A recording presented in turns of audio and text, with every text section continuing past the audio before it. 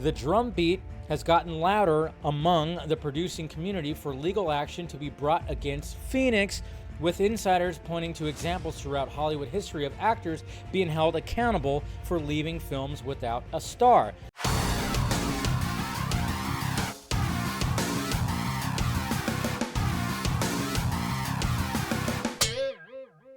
All right, let's talk about Joaquin Phoenix. Little update.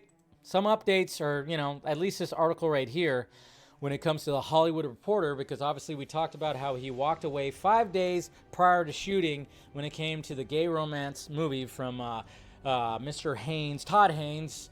To give a recap, Joaquin Phoenix wanted to get this movie going and basically tackle this story that was going to be NC-17 about a detective drama that had to do with a gay romance. It was going to be NC-17, which is like, holy shit.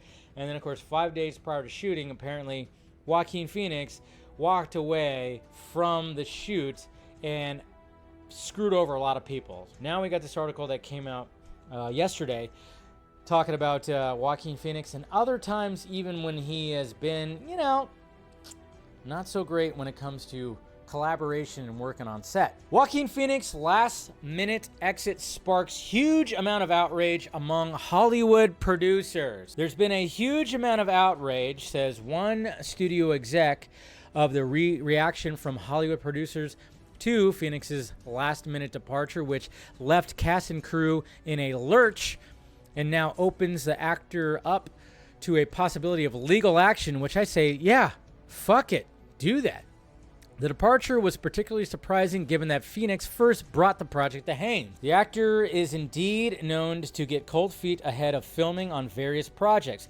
Two sources tell THR that he threatened to leave Ridley Scott's Napoleon unless the master filmmaker Paul Thomas Anderson was brought in to do rewrites.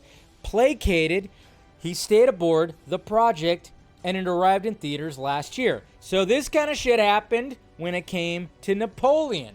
And apparently Ridley Scott was like, all right, let's do it, which is kind of crazy because Ridley Scott's kind of a Looney Tune and he's up there in age. You'd think he would be like, no, you're not going to do this. But at the same time, I guess that kind of makes sense. It's like if your star is like acting like that.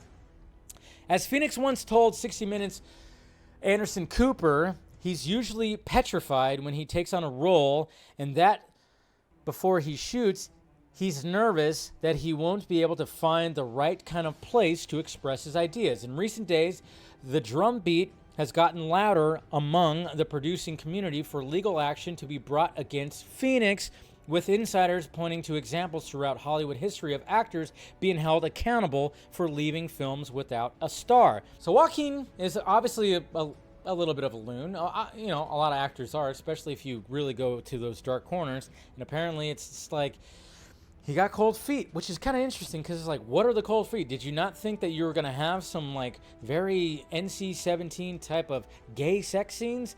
And that's the thing. That's what I was talking about on Monday's show, is the double whammy is now you're going to be called out because, in this day and age, people don't like it when straight actors play gay actors.